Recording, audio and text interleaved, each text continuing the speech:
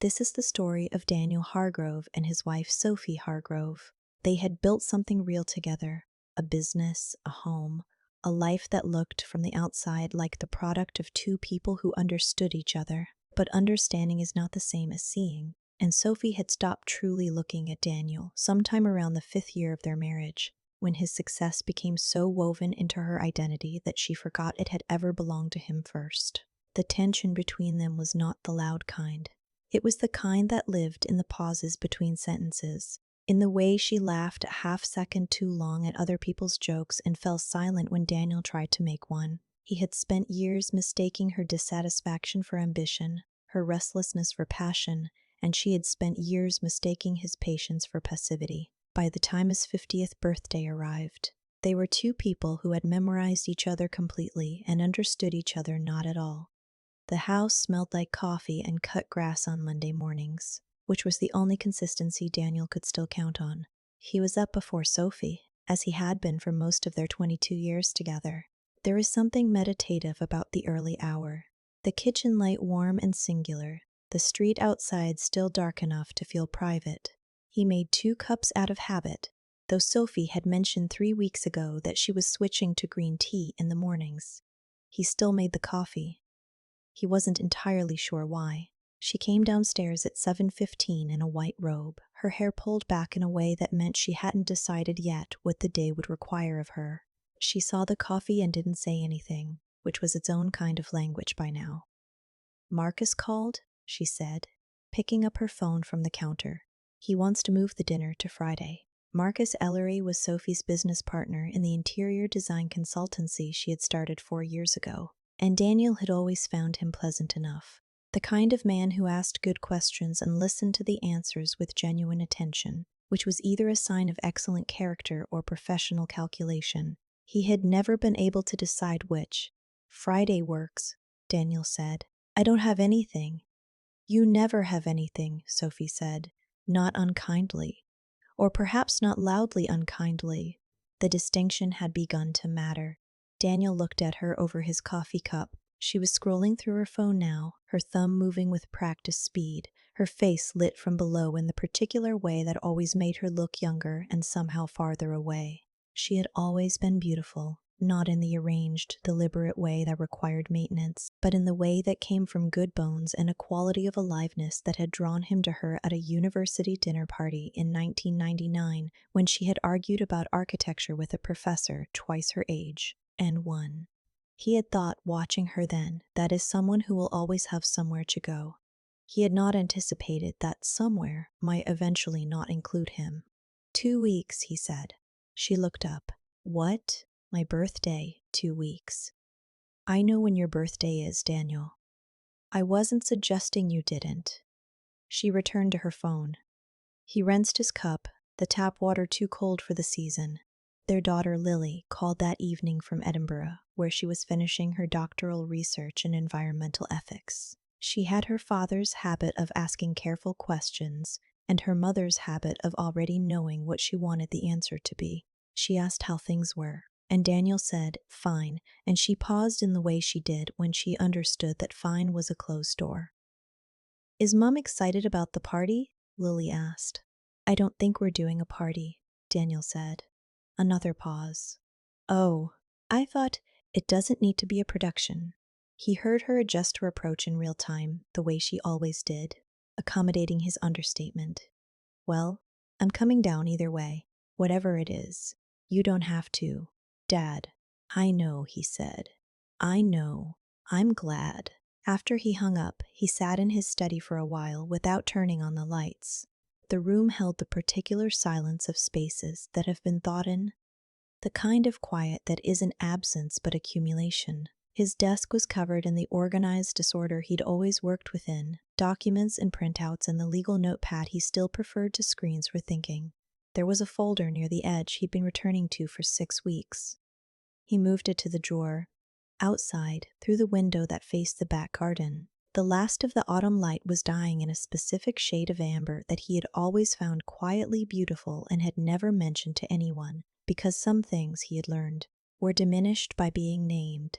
Sophie's laugh drifted in from somewhere in the house. Low, delighted, private. She was on the phone.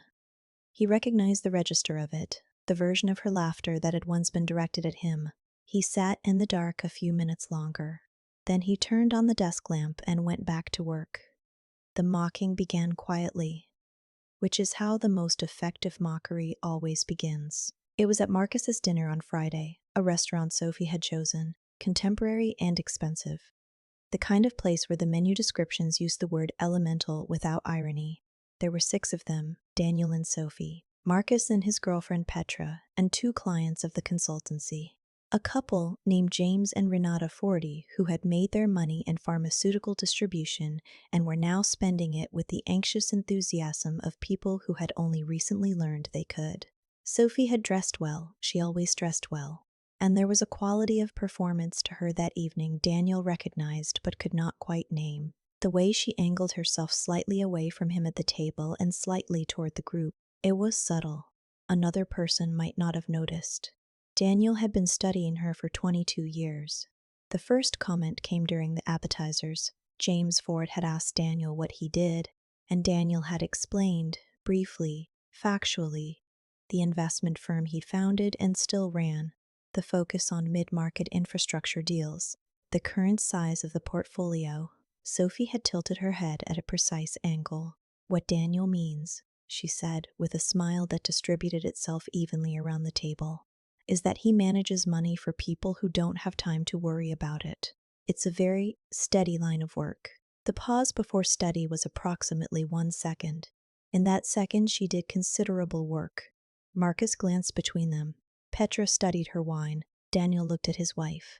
She was already moving on, asking Renata about the renovation project. Her voice warm and forward-moving. He noticed she didn't look back at him to gauge his reaction, which told him the comment had not been accidental. The second comment came later, over the main course, when the conversation turned to the birthday. 50, said James Ford, raising his glass toward Daniel with the easy camaraderie of men at tables. "A real one. Are you doing something significant?" "We're thinking about it," Sophie said before Daniel could answer. "She's being generous," Daniel said mildly. "I'm not much for the fanfare." "He's not much for anything that draws attention," Sophie said, and laughed in a way that the table could choose to interpret as affectionate. Most of them probably did. Daniel's always been, what's the word, internal. Very internal. Sometimes I forget he's in the room.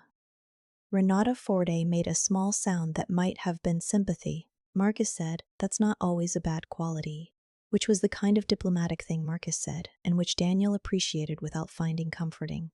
In the car home, they were quiet for the first 10 minutes.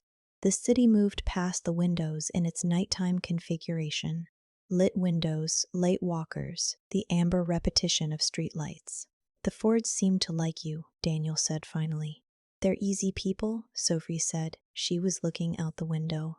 "You were on good form."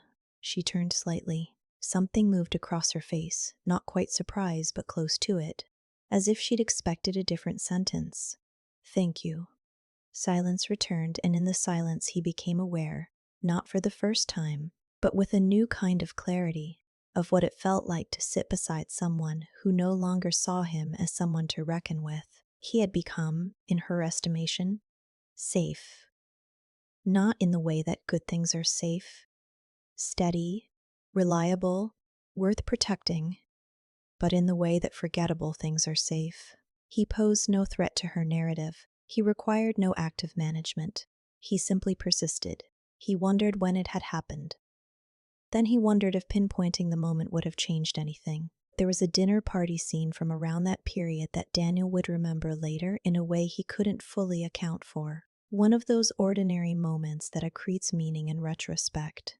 They were at home, a smaller gathering, and Sophie had been telling a story about a project delay and the particular incompetence of contractors. And she was good at it, her timing precise, her exasperation performed with just enough self-awareness to seem charming. The room was with her completely. And then she said something, he couldn't later remember exactly what, that positioned him as the person who had complicated the situation. Not maliciously, just incidentally. The way you might move a piece of furniture without thinking because it's always in the way. He noticed it. He wasn't sure anyone else did, but what he noticed more was this. She told the story as though he were not in the room. Not because she was cruel. He had never believed she was essentially cruel.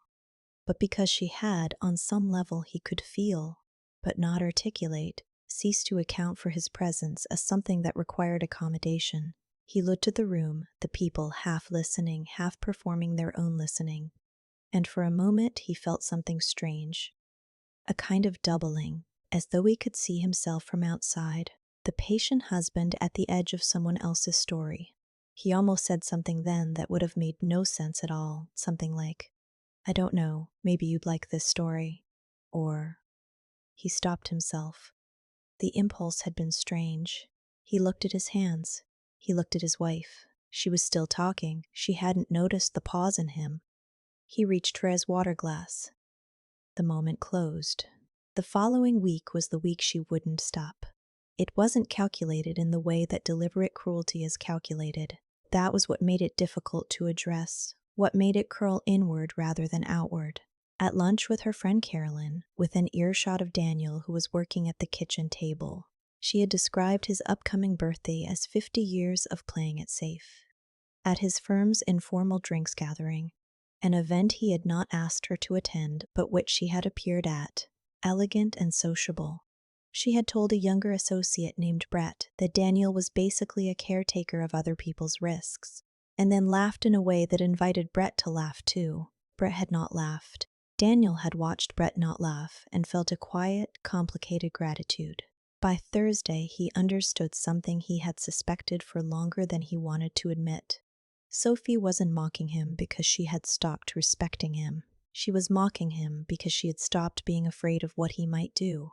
To her, he had become static, permanent as furniture, and she was testing the furniture, pressing her weight against it to see if it still held, without believing it would move. She did not know, not yet, that he had been quietly removing himself from the room for some time. Wednesday arrived the way midweek days do, without ceremony, full of logistics.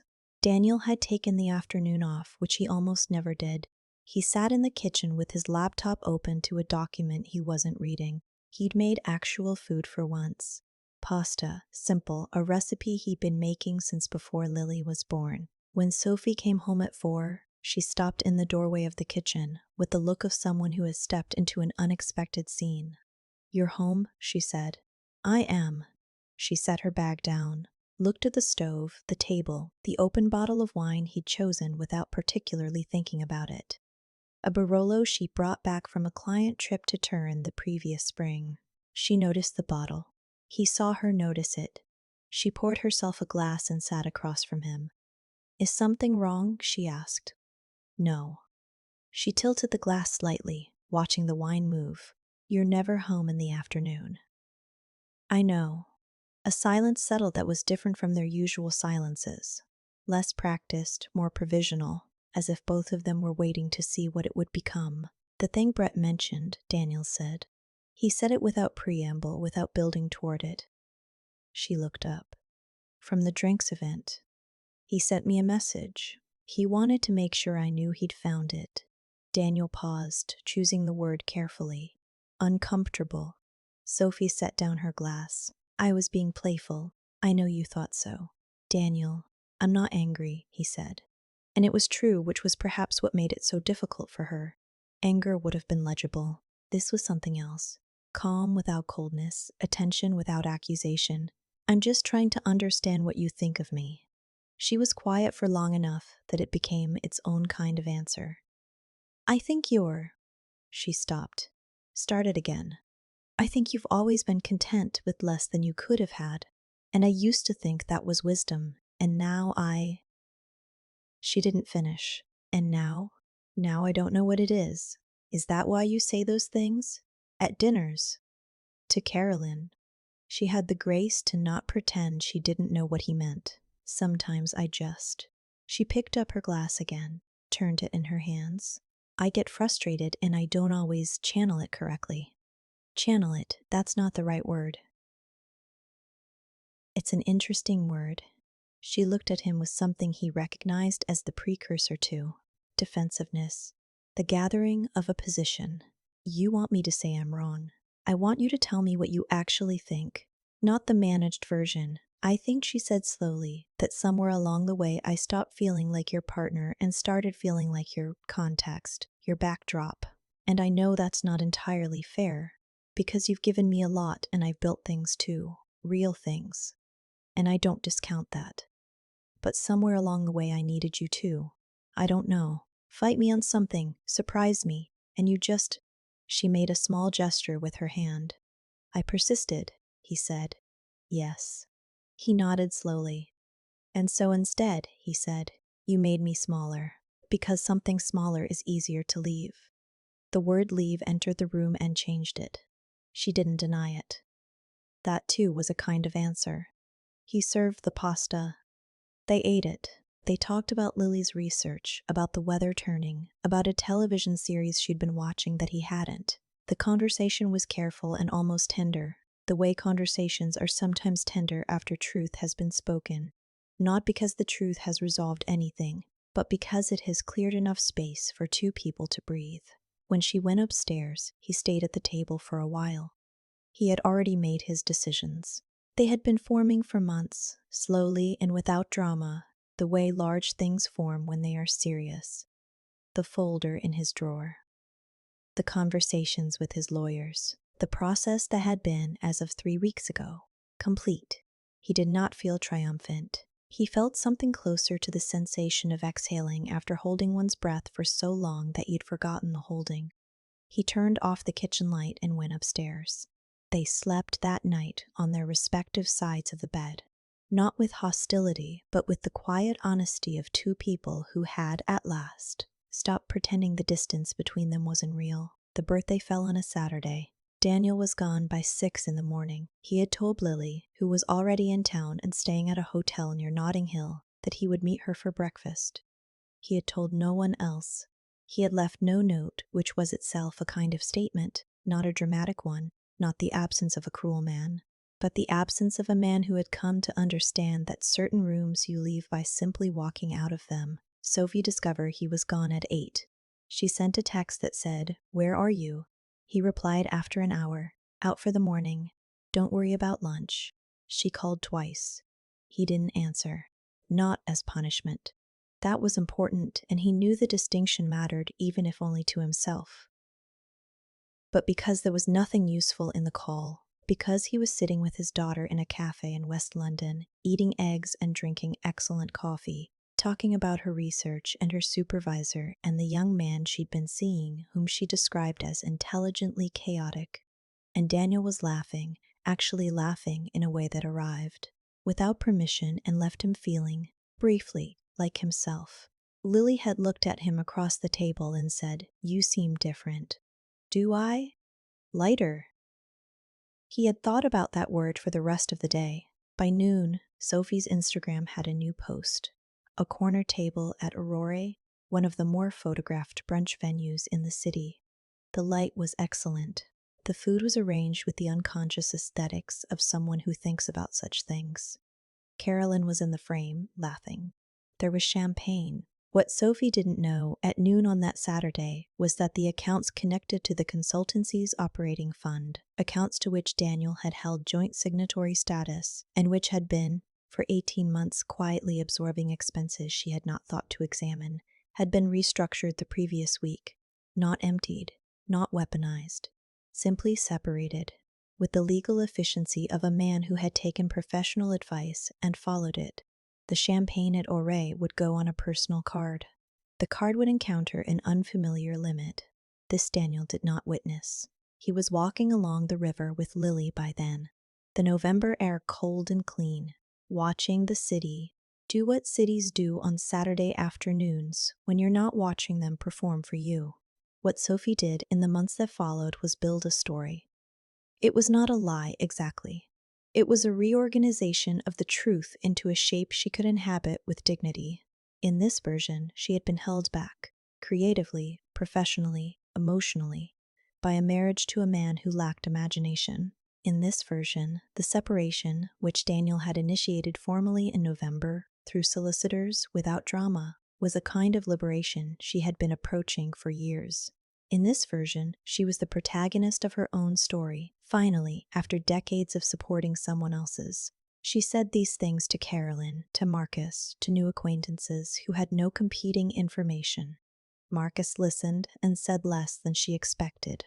He had his own perspective on Daniel. The man had been an early investor in the consultancy, a fact Sophie had lately omitted from her retellings. And though he was loyal to Sophie in the ways that friendship requires, he was not dishonest with himself. What Sophie did not rebuild in these months was a complete account of her own behavior. She acknowledged she had been sharp sometimes and not always fair, which was the minimum version.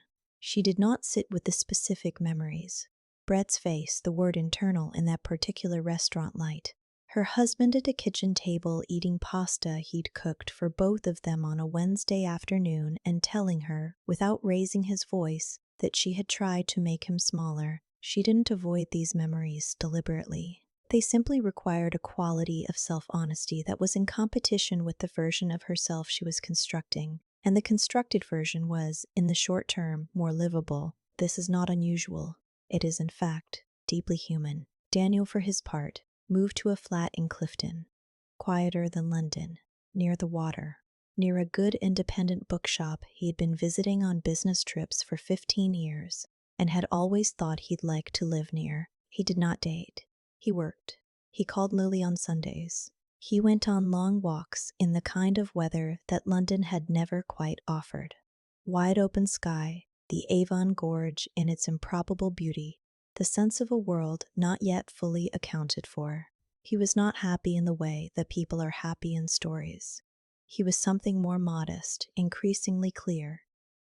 The photograph surfaced in January, not because Daniel had orchestrated anything, because Sophie had posted them and the posts existed in a timeline that coincided with unfortunate precision, with a period during which her business partner had been under quiet scrutiny for expense irregularities.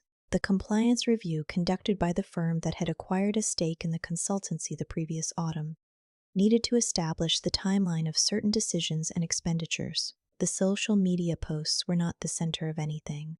They were context.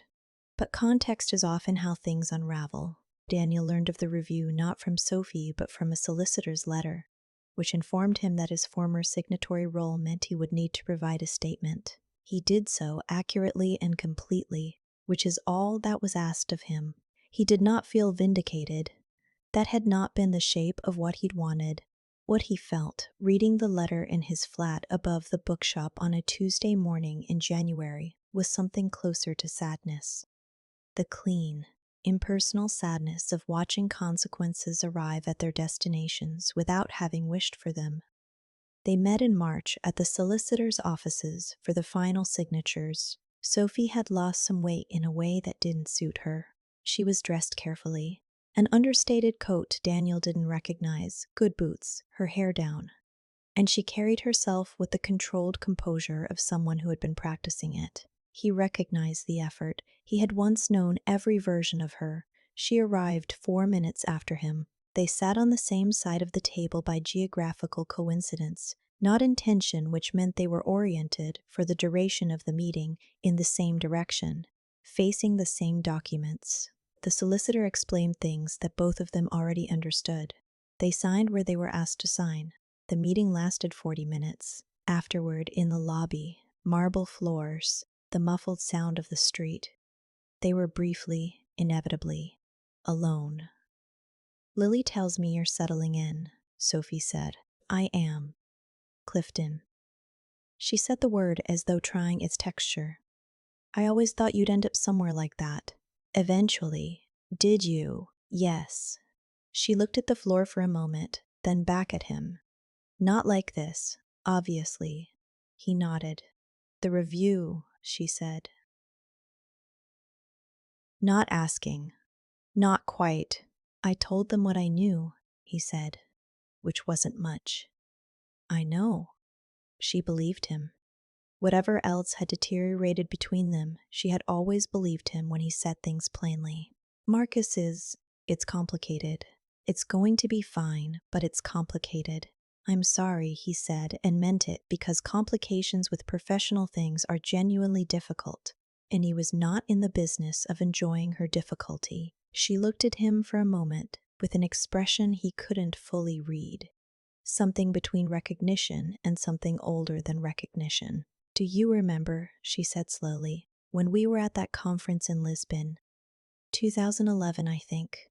And the hotel had that terrible air conditioning, and we ended up on the balcony at 2 in the morning, and you were telling me about the Miliband deal, and I was half asleep, and you—" She stopped.